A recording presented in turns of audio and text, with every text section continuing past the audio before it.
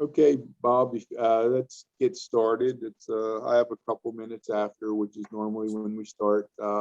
Again, 10 o'clock will be a fast then. And that's pretty much it. And everybody, this is Bob Goodman, who is a ref in the AHL. And this is keeping with our theme of all things Hershey this summer. And with that, Bob will tell you what he has for us. Okay, thanks, Jack. Good morning to everybody. I'm Bob Goodman, and as you said, I've been a linesman with the American Hockey League, which is the Hershey Bears, for going on 30 years. And what I'm going to do this morning is talk a little bit about the history of the Hershey Bears, but I'm really going to emphasize their early years, the 1930s, and tell you the development of how the Bears came to be. And then after that, we're going to move into a bit of the officiating.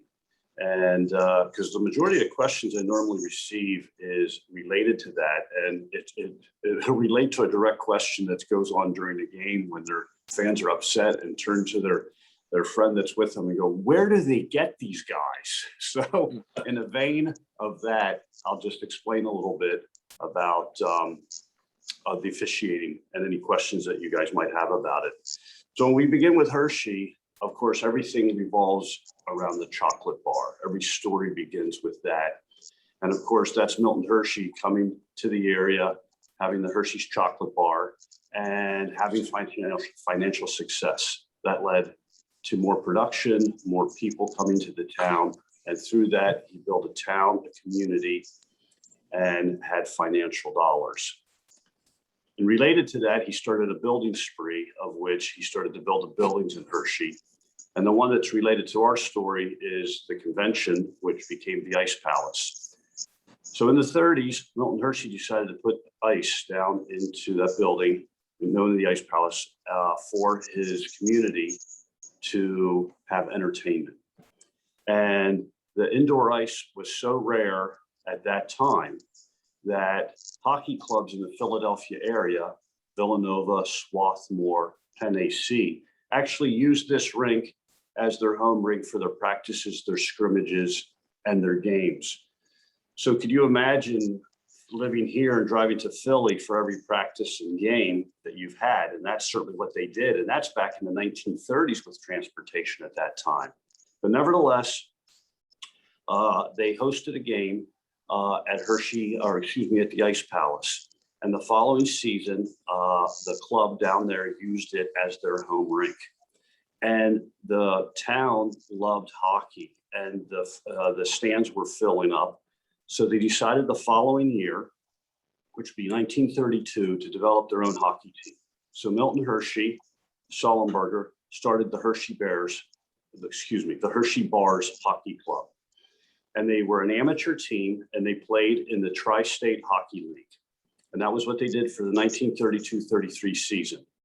The following year, that league folded, and the Hershey Bars moved into the Eastern Amateur Hockey League, which is also known as the EAHL. And they played teams like Atlantic City, Philadelphia, Baltimore. And that was the league they played in from 1933 until 1938. Now, many of these games were sold out. And keep in mind that this was a 1,900 seat arena, so it's less than 2,000 fans. And the rink actually wasn't even regulation size. It was a smaller size ice sheet. And in fact, the corners were not round like they are today. So the game was entirely different. It was actually a rectangle. So if you dump the puck into the corner, as we say, the puck stays in the corner, and you go into the corner, a 90-degree angle, and fetch the puck out. And that's how they played their games. Now, the sellouts continued until what I'm going to share with you is probably an apocryphal story, but nevertheless is very much part of the Hershey Bears legend and their history. And that is Milton Hershey arrived to a game at the Ice Palace. 2,000 fans are at the rink. There's not a seat to be had, and he didn't have a seat to sit in. In fact, the story goes, as we tell it in our Hershey, legend, is that he was refused admittance. And what he decided to do, he got into his car, said to his driver, I'm going to build a rink where there will never be an open seat again. It'll be that large. Now, in the time of the Hollywood film Field of Dreams and Major League Baseball just celebrating that film by having their own baseball game between the White Sox and the Yankees. And this is just literally a week or two ago. And they hosted that baseball at the exact same cornfield that the Major League Hollywood production occurred. It's not the same field, it was right beside it, but it was the same cornfield. And they hosted the Field of Dreams. And in that movie, the famous quote is, "If you build it, they will come." And they say that throughout the movie, if anybody's seen that movie. And in Milton Hershey's theme of Field of Dreams, "If they build it, they will come," became Hershey Park Arena. He built in our small community in 1936, Hershey Park Arena, which is a 7,200 seat arena. And the amazing piece about this is that it is the first arena in North America to be built without pillars on the inside holding up the roof. The stands and the steps are so steep that the upper balcony feels like you're right on top of the ice. In fact, to be honest with you, it's illegal to even build a rink like that today. You cannot have something that steep today as they do in Hershey Park Arena. So he builds the arena. It's here, and in 1936, Hershey begins to play in Hershey Park Arena. Different name at that time, but that's the current name today. They win championships in 1936, 1937, and 1938, 3 years in a row. And remember, this is the amateur team, the EAHL.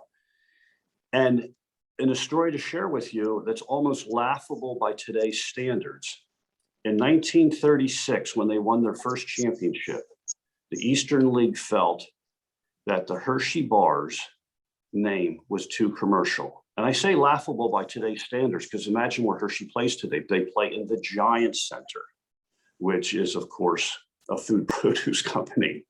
And we have logos around the boards, of which you hardly can see white anymore on the boards because there's so many logos. And by the way, the Bears go on the pillar and power play. But nevertheless, in the 30s, the Hershey Bars was too commercial. So they were forced to change their name, and they did. They had a bear on their logos or jersey. They had a bear mascot. So they dropped the apostrophe, added the E, and the Hershey Bars became the Hershey Bears. In 1936, after the 3 years of winning the championship, in 1938, Milton Hershey decided that he wanted to increase the stakes of the team. So he moved the team into the International American Hockey League. That's what it was known at this time, later to become just the American Hockey League. And the Bears from the Bars have played in that from 1938, this is in the American Hockey League, until 2002. And during that time, again, the great theme of success with Milton Hershey is that they had tremendous success the entire time, not only financially, but also success on the ice, where they won their 8 Calder Cups at that arena. They won it in 47, back-to-back in 58, 59, 69, 74. They did it again in 80 and 88 and 97. So those 3 cups, those banners actually still hang there in the old arena today. And the retired numbers, some of the greatest names that have ever played during that time frame is in during that era. And those names are retired numbers. There's 4 retired numbers, 7 names of Mike Nicolak and Tim Tukey, Mitch Lamoureux, the great Willie Marshall, Ralph Keller, and Frank Mathers and Arnie Coleman. Those are the names that have been retired that hang from the banners at the rink. Now, the Bears, with the success and their great history and tradition, actually, I'll use the word resisted a little bit going to the change because their fans are so important on the tradition. But come 2002, even the Bears had to keep up with the times. And that is the time that the Giant Center across the parking lot was built as their new home rink. Now, the Giants Center has all the bells and whistles. It's a 10,500 seat arena.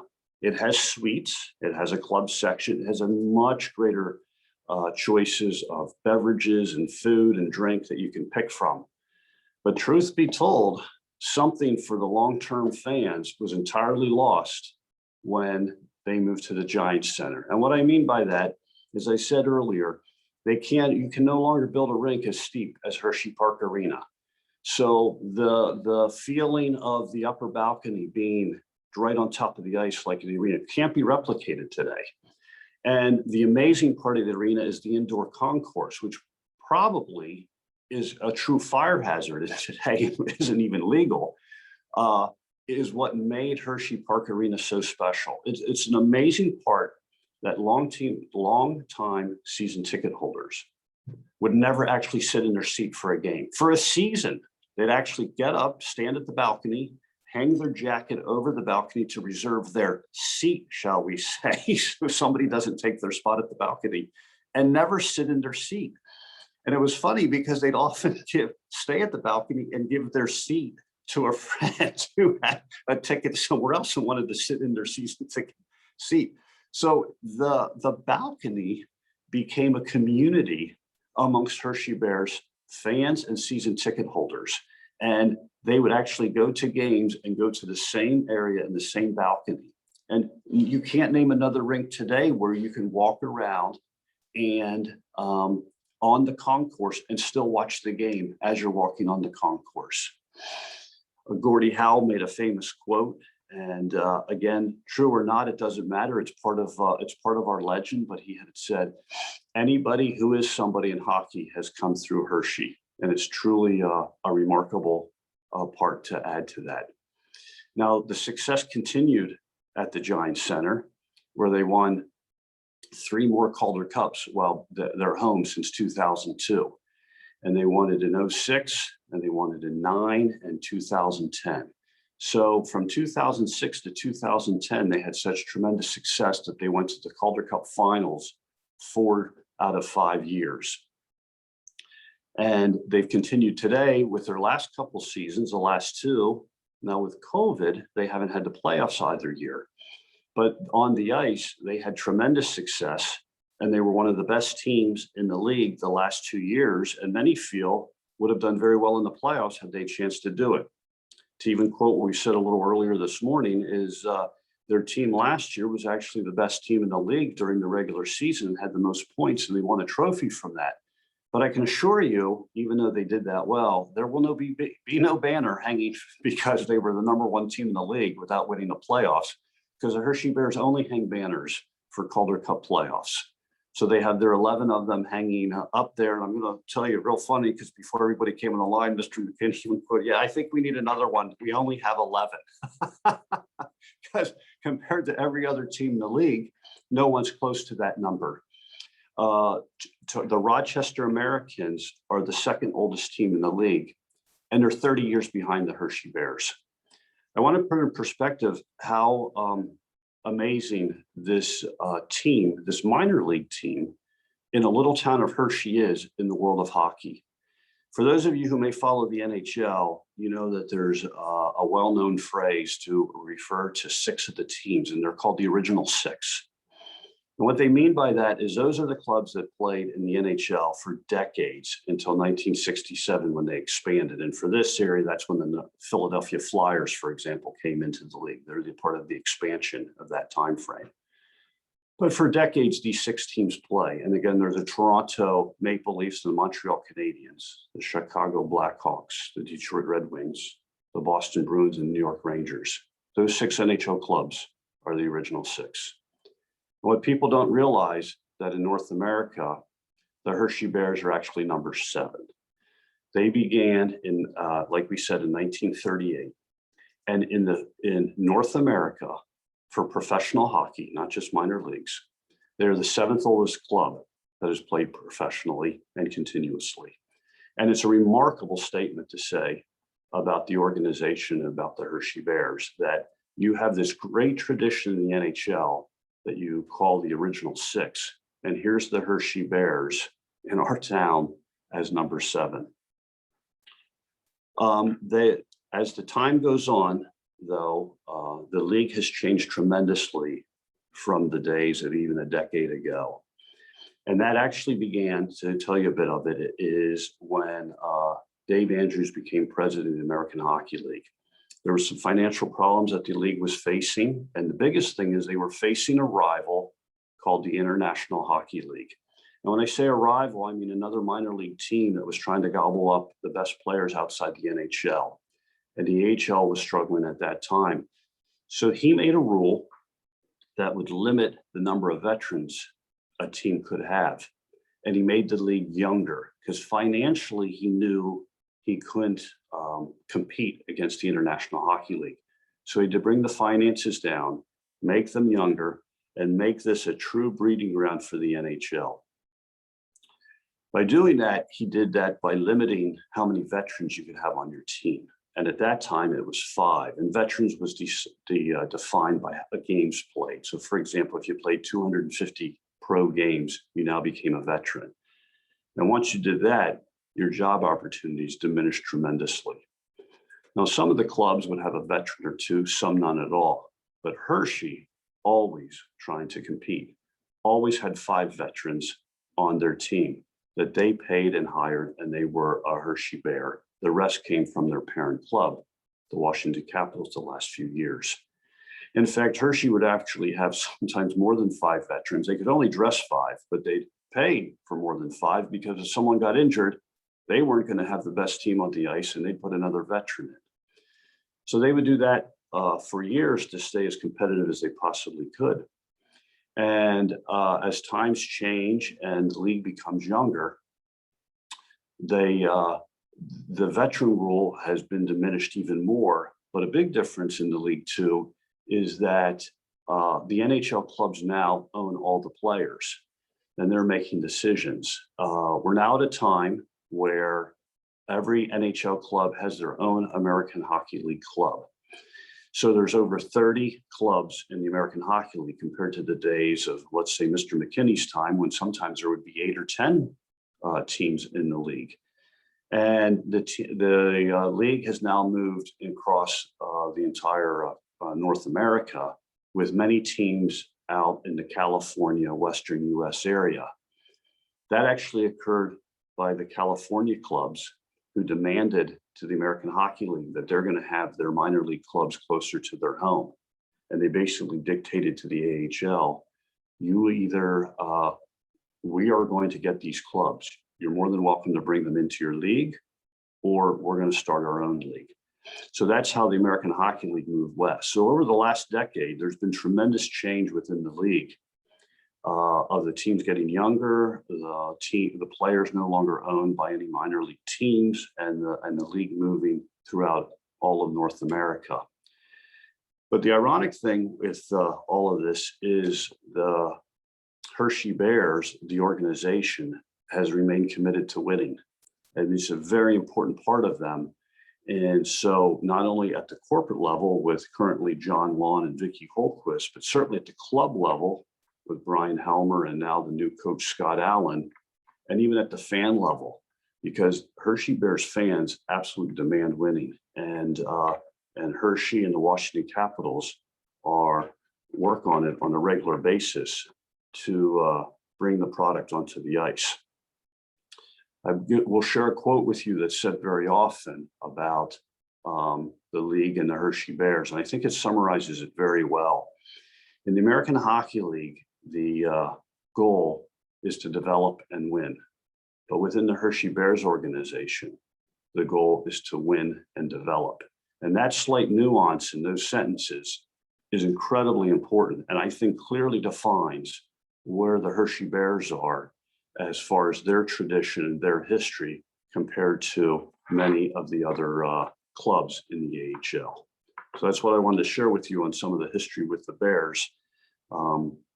What I'm going to do, if anybody wants to ask a question, they certainly can at any time, or inject a comment or even share a story, feel free. Because if not, I'll talk a little bit about the officiating and my experiences in the American Hockey League. Does anyone have a comment or an injection or a question that they may have at this time? I have one, Bob. Yes, please. What determines the affiliation to the NHL? Because we change team every once in a while. What determines? I'm gonna do my best to answer that, Jack, and then if he doesn't mind, I will hand that over to Mr. McKinney to feel to make any comments, because quite literally we have good for me. We have an absolute expert on the field with that because he's personally done that. So I'll make my comment and I'll let Mr. McKinney, if he wants to interject at all, please, because he's actually done these business dealings. Okay. Right now, the league is quite different than in Mr. McKinney's day. And I mean it in this sense, is now many of the clubs, and I'm very roughly going to say half of them, and when I say clubs, I mean the NHL, actually own their own American League clubs. So they I'll pick a team and say San Jose, for example. They now have their San Jose team, and the owner of the San Jose NHL club also owns the rink and owns the San Jose minor league team. So how he picks that is very simple, because he quite says, this is my minor league team, and he plays them in his own rink that he owns. The other way to do it is you do a contract, and whichever clubs do not have an affiliation, the Hershey Bears have to get with them and then negotiate so many of the dealings, like the players and the money with that. I'm going to hand that over to Mr. McKinney to please fill in whatever you'd like to, sir. You're right, Bob. When we were negotiating over the years with NHL teams, it was always on the basis of an affiliation. We never had as an objective ever to have the parent club purchase the Hershey Bears outright. We were independent from our start, and we were going to remain independent at least as long as I was there. So the affiliation agreements were varied over the times between Philadelphia, Colorado, and Washington, whereby we would engage with, let's say, Colorado, where they would supply players, we would buy some of our own, so somewhat of a mixture. But the parent club always paid the salaries of the players and paid the salaries of the coaches. And then we had an agreement about the box office receipts where they would receive a percentage. But it was always an affiliation agreement, always an agreement between the parent club and us from a standpoint of ownership. And fortunately, management of the company has maintained that. Mm-hmm. Thank you, Bruce and Bob. Yeah, I'll add to that in that the Hershey Bears are the only team in the league that's owned by a company. So Mr. McKinney made that point, but I wanted to emphasize that it's usually owners or a group, individuals or a group of individuals, and they're the only one owned by a company. And as part of the change, I mean, just so much change has been occurring over the last decade, is that it's going to continue where the NHL club, that trend, owns their American League club. So it actually becomes more and more difficult for someone like Hershey, or I think it will be, to do their affiliation, because there's less and less NHL clubs of which they're going to be able to negotiate and have this affiliation, as more and more NHL clubs quite simply begin to own their own American League club. Hershey being so unique in this league, and what I mean by that is their great tradition and their great history. There's always there's like never a thought of, will Hershey leave the league?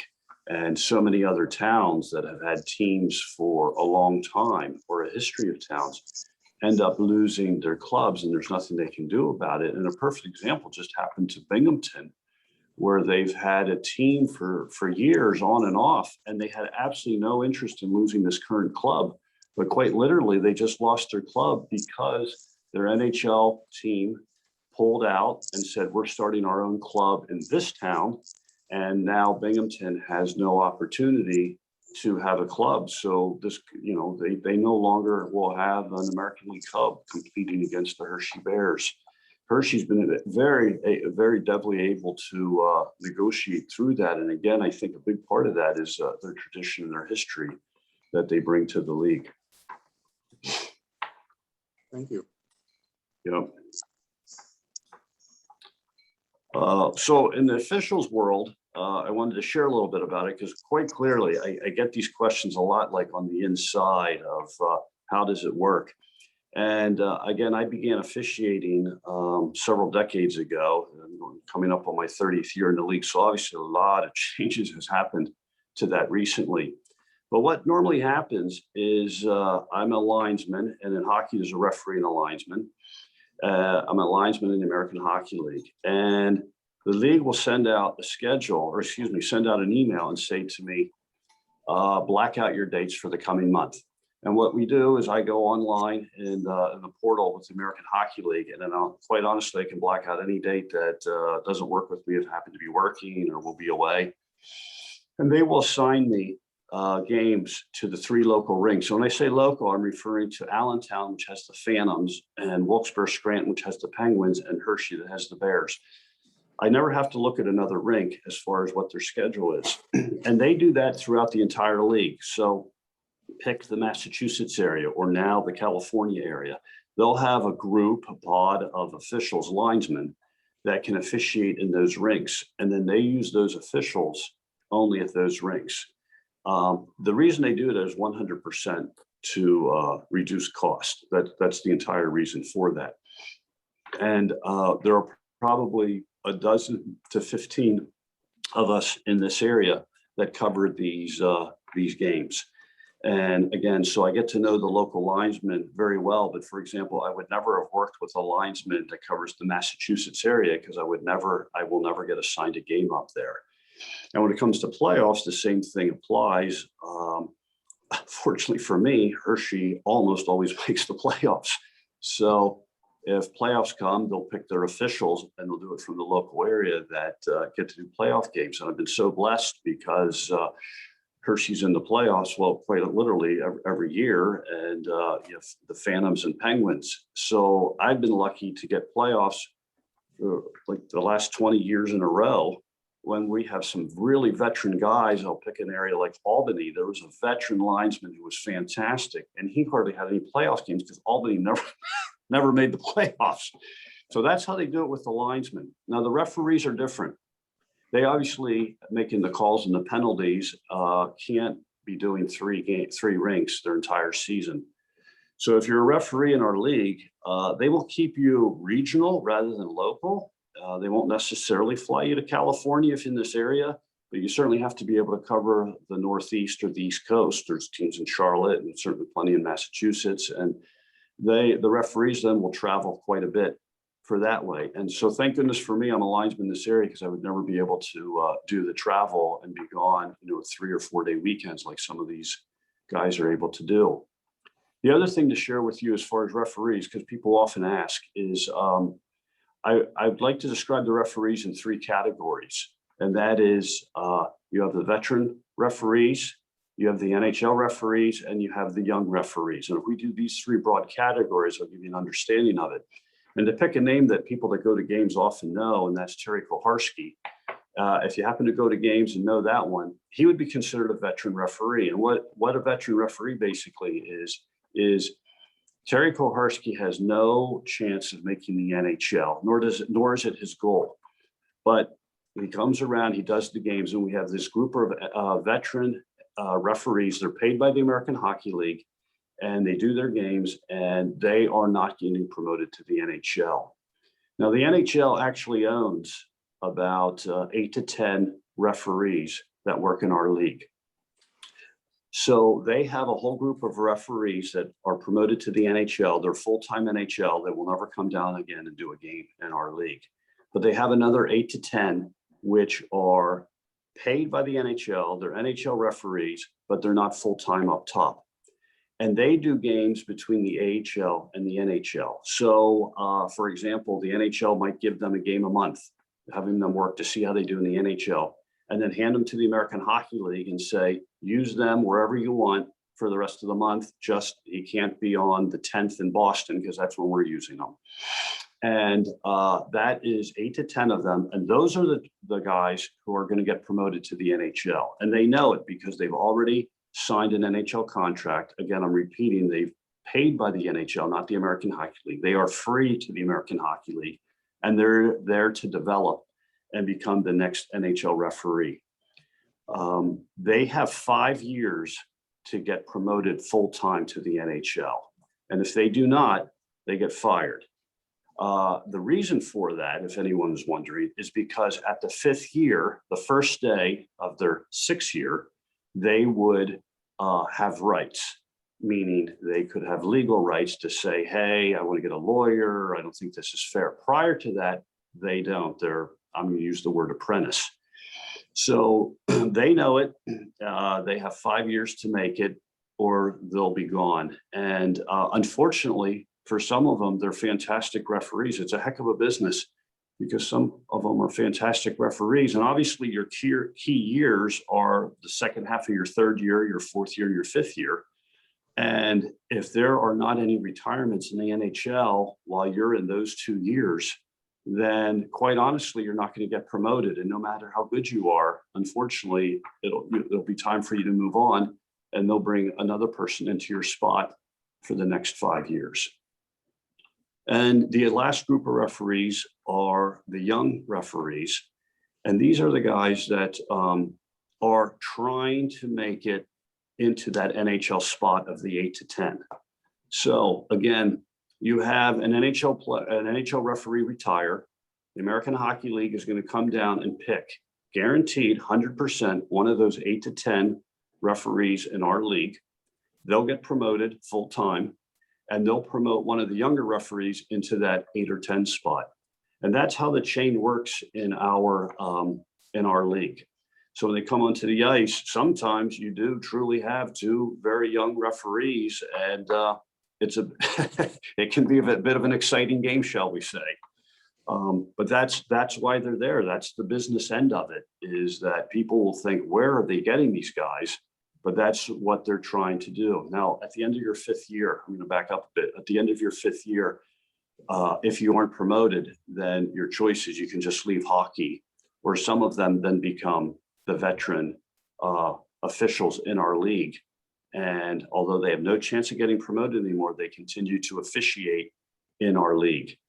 All of the linesmen and all of the referees outside those 8 or 10 have secondary jobs. So it's a part-time business for everyone involved, again, except for those 8 or 10 NHL referees. They're paid full-time, they have benefits, they have insurance all through the NHL.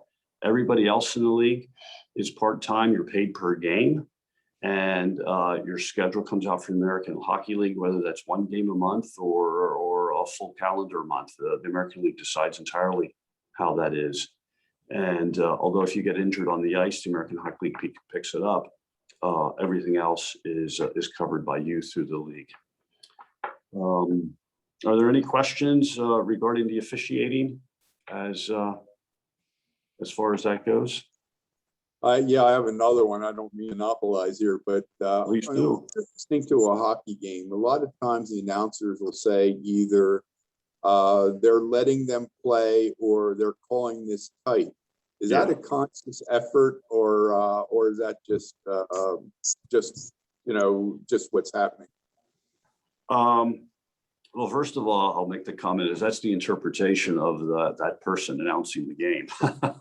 But every official has their own style, and some of it is their style on whether they call a tighter game or a looser game.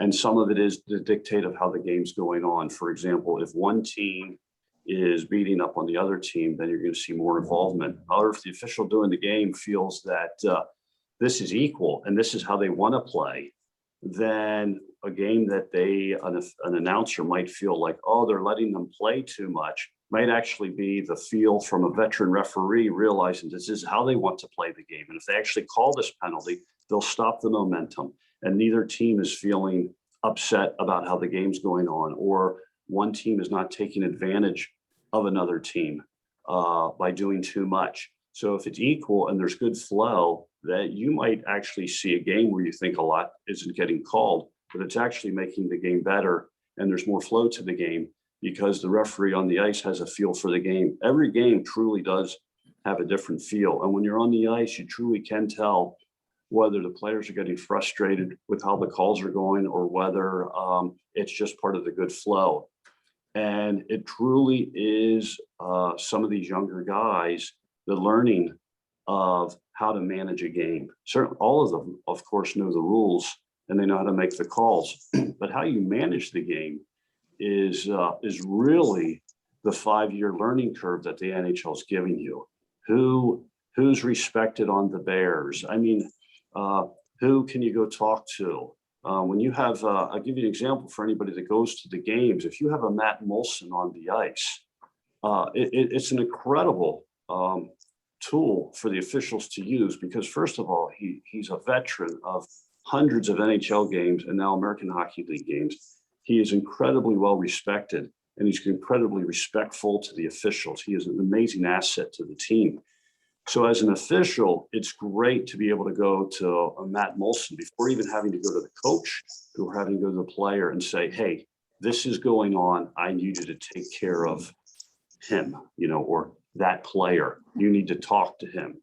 Or if they've said something to you that perhaps they shouldn't have imagined, rather than give a penalty, you can go to Matt and say, you need to talk to, name the player, or you guys are going to get it the next time. And those are the game management things that can go on during the game.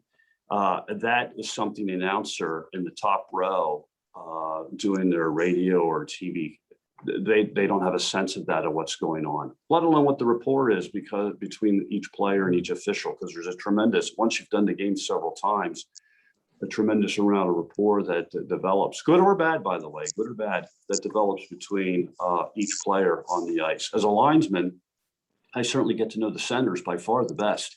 And you learn their nuances, you learn how they like their face-offs, how they like the puck dropped, and how they act and how they're going to react. And then they know the same about me. So over time, you can develop this rapport with the players.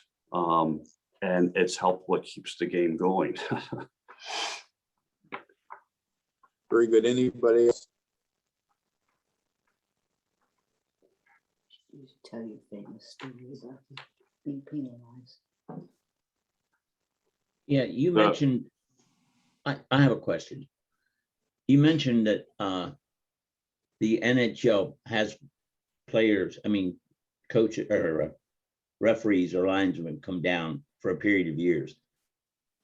And if I wanted to become a referee or start as a lineman, however it goes, are there schools that I go to and then apply for a position? And then I have an opportunity to apply to the NHL, or do I just go to these minor league teams until I have enough experience that someone's willing to hire me?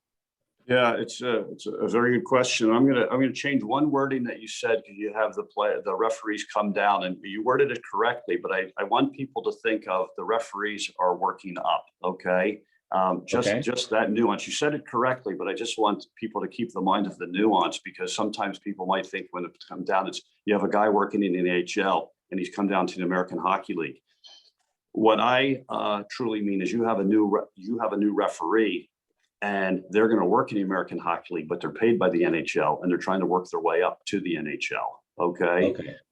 You said it correctly. I just want people to think the properly, because once you're in the NHL it gets a little complicated in that the guys working in our league, the 8 or 10 guys, are NHL referees. They are paid by them. They're on the NHL website roster, but they're NHL/AHL referees. And after their 5th year, or when they get promoted, they will drop that AHL designation and become full-time NHL referees. And they will never come down and work in our league again. They're up full-time for the end of their career. So it's only in our league in the first 5 years when they're trying to work their way up, or you're going to be part-time and paid per game.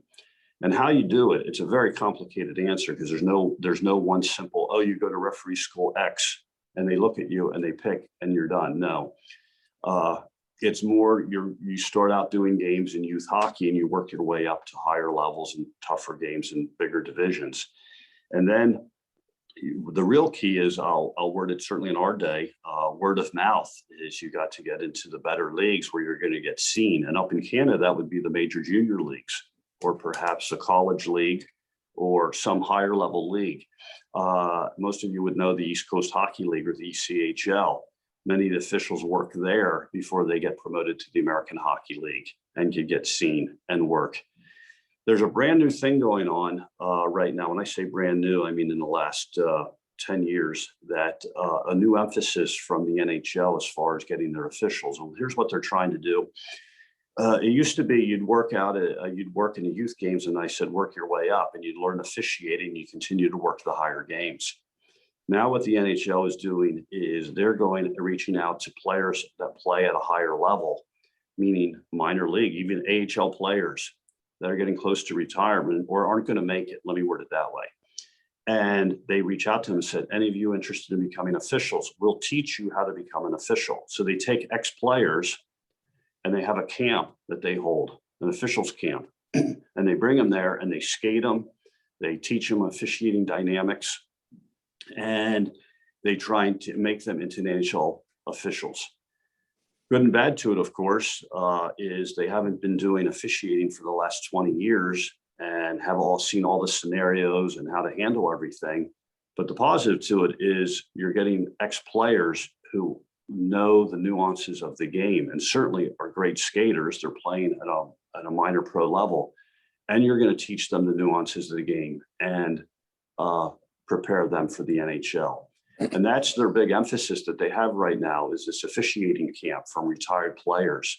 So when you get guys coming into the NHL, sometimes you have an ex-player, certainly understands the nuances of the game as a player, which is wonderful, but is truly new to officiating.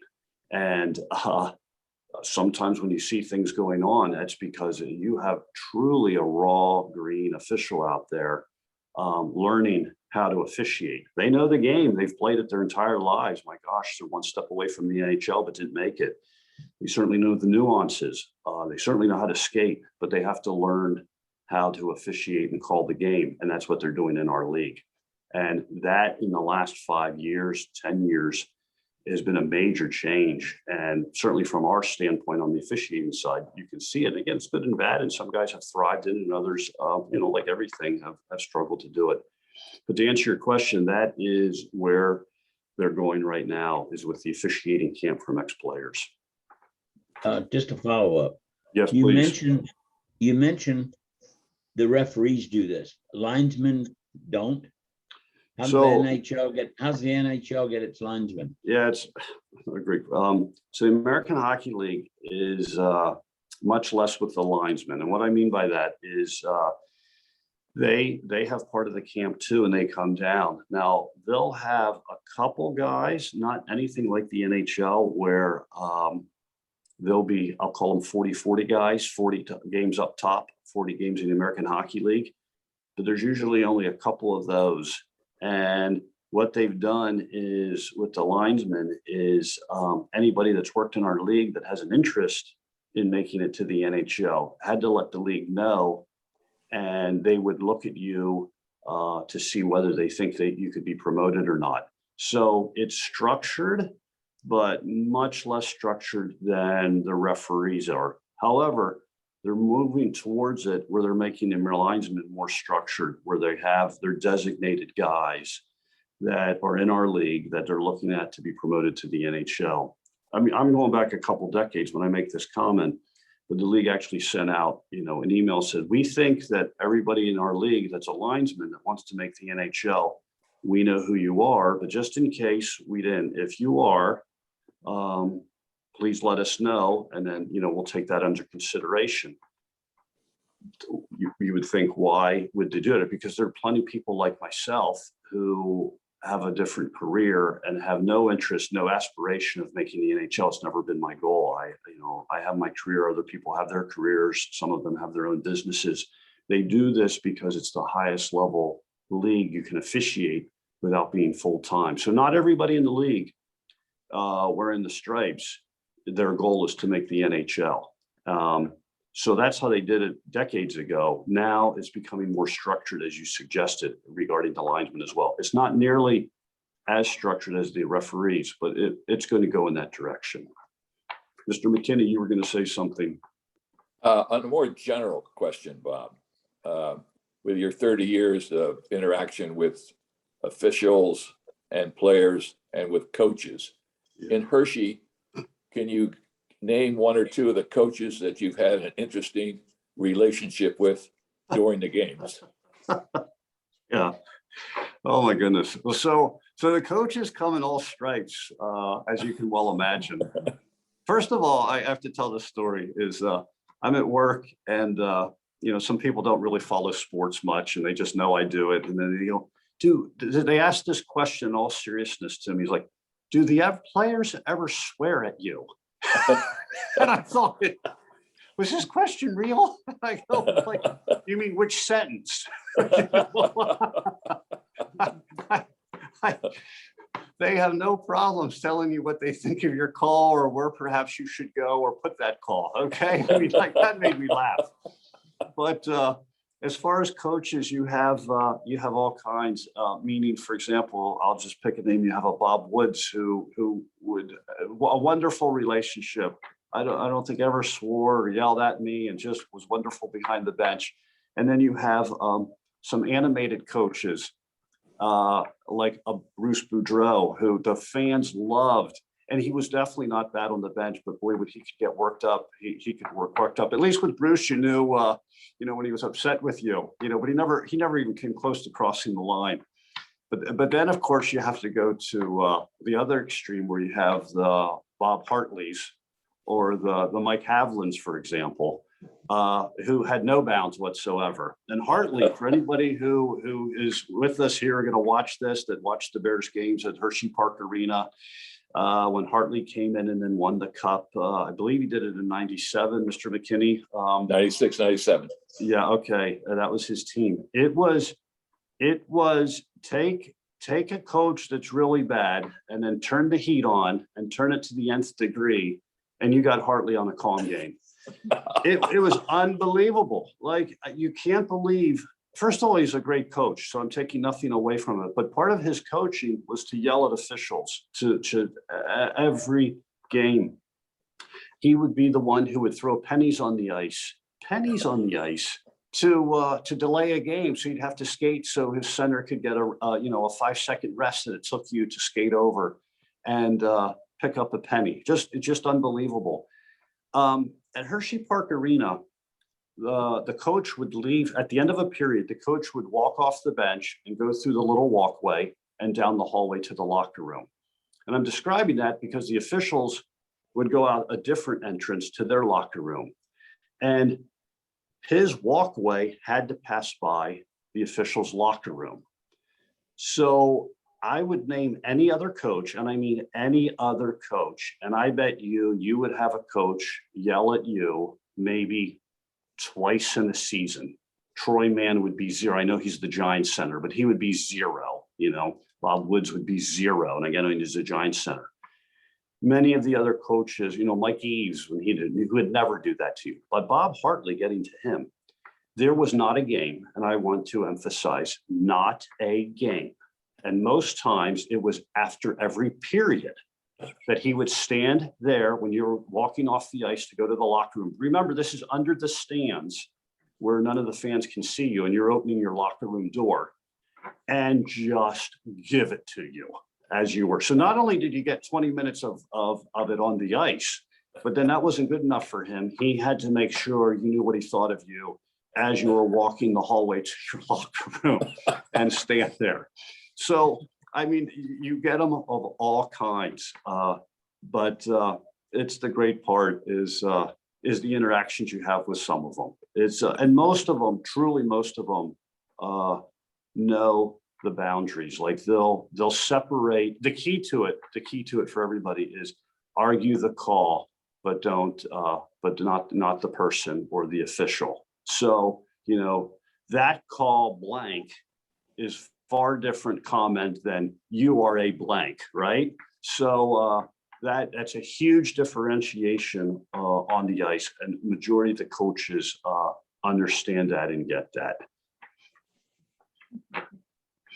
The last few years, it's been wonderful with them. Now, Mark French was very quiet on the bench. He wasn't, but for example, a Troy Mann or a Boudreau had personalities that I described that were dynamic, and I describe it because it's really interesting. Is a coach is there on the bench behind the players, and there's glass behind him, and yet somehow a coach's personality rises above that glass into the fans. And I mean by that is there are some coaches that the fans have just come to love and endure, and they respect them, and they just wish they'd come back. And I'll give you two examples. Is you first of all, you have to be a winner. So Bruce Boudreau won a cup, and Mark French won a cup as examples. Well, Mark French's personality was much more subdued, and his personality never rose above the glass where the fans just cheered for him and loved him, and we need to bring him back. But bring up Boudreau's name, and everybody smiles and laughs, and like, oh, wouldn't it be great if he came back? And it's just, I find it so interesting how a man's personality behind the bench can infect the fans and affect the team more so than others. Now, you have to win for a fan to become, part of the pantheon of Bears coaches. You have to win. We have 11 of them. Well, amongst the winners, some coaches rise above others as far as how fans feel about them, and it's the same on the ice. I have to ask you, throw pennies on the ice, isn't that delay of game or unsportsmanlike conduct? Jack, it's a great question, but how do I prove that he threw them on the ice? Okay, right? all right. Other than the simple fact that everybody knows, I'd actually see him throw it on the ice. Because just so you know, and I'm not making this up now that you said it, he literally would be like, in his heavy French accent, Bobby, these fans keep throwing pennies on the ice. I'm trying to catch them for you, but I don't know who it is. Oh, Bob, thank you so much. I mean, this is the dynamics that would go on. So it was wonderful. There's just so many great stories. I remember the time Mike Condon was a long-time linesman, so respected. He's unfortunately has passed away. And by the way, an award to officials is named after him. That's how respected he was. But there was a fan right behind the bench who was just giving it to him, making it personal and yelling at him. Remember, back in the Hershey Park Arena, the glass was much smaller. So you could yell, you could stand up on your chair and lean out over if you wanted to. Nobody ever did, but you could swing your arm and hit somebody or touch someone. I mean, that's how short the glass was compared to today. So the fans leaning over, giving it to him until finally it got too much and he kicked the fan out. And then Jay Feaster's in the box and he comes running down the stairs.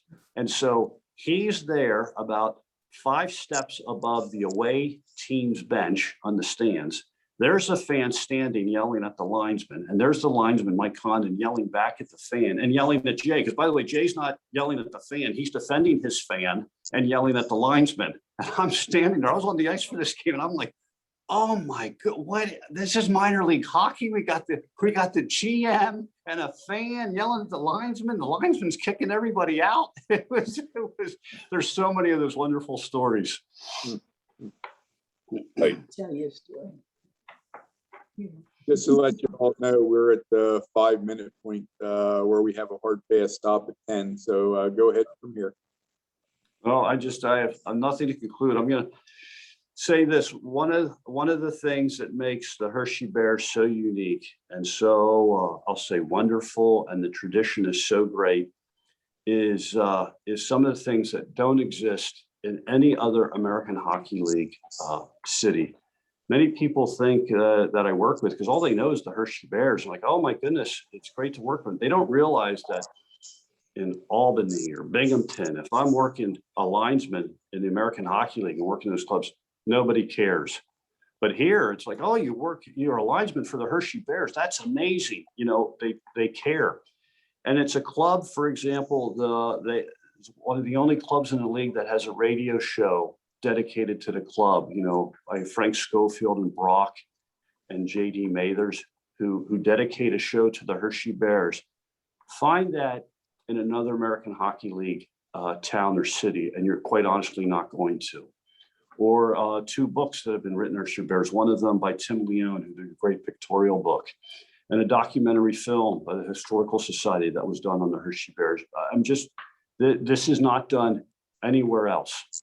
And I'll summarize with this. When you have, this is how impactful, how much part of the community the Bears are. When you have a retired CEO, a man who ran the organization, the company, and the Hershey Bears. And when you call his home and get his answer machine, and when he ends the answer machine with "Go Bears," you know that this team is a large part of the community. How about it, Mr. McKinney? Thank you, Bob. Thank you. Yes, sir. Thank you to everybody. Thank you for your time. Thank you, Bob. Appreciate your presentation. Thank everybody for being here.